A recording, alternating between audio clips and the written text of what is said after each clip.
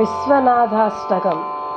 गङ्गातरङ्गरमणीयजटाकलापं गौरीनिरन्तरविभूषितवामभागं नारायणप्रियमनङ्गमदापहारं वाराणसीपुरपतिं भज विश्वनाथम्। वाचामगोचरमनेकगुणस्वरूपं वागीशविष्णुसुरसेवितपादपीठं वामेन विग्रहवरेण कळत्रवन्तं वाराणसीपुरपतिं भज विश्वनाथम्। भूतादिपं भुजगभूषणभूषिताङ्गं व्याघ्राजिनाम्बरधरं जटिलं त्रिनेत्रं पाशाङ्कुशाभयवरप्रद शूलपाणिं वाराणसीपुरपतिं भज विश्वनाथम्।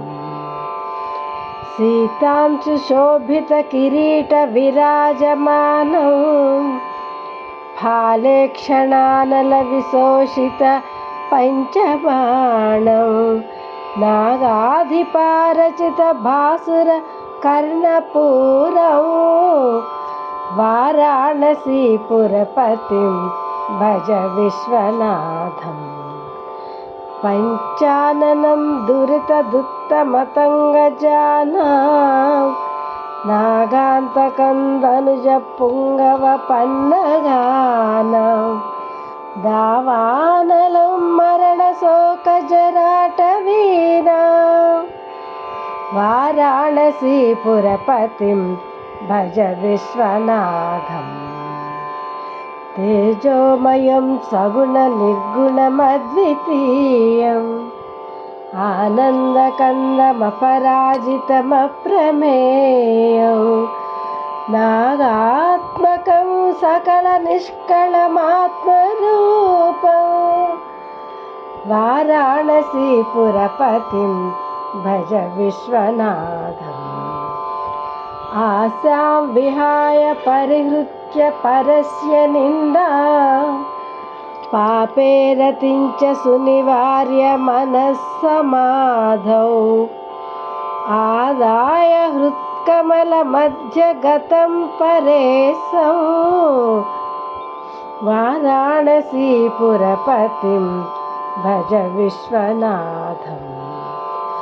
रागादिदोषरहितं स्वजनानुरागं वैराग्यशान्तिनिलयं गिरिजासहायं माधुर्यधैर्यसुभगं गरलाभिरामं वाराणसीपुरपतिं भज विश्वनाथम्। वाराणसीपुरपते स्तवनं शिवस्य व्यासोक्तमष्टकमिदं पठते मनुष्यः विद्यां श्रियं विपुलसौख्यमनन्तकीर्तिं सम्प्राप्य देहविलये लभते च मोक्षम्।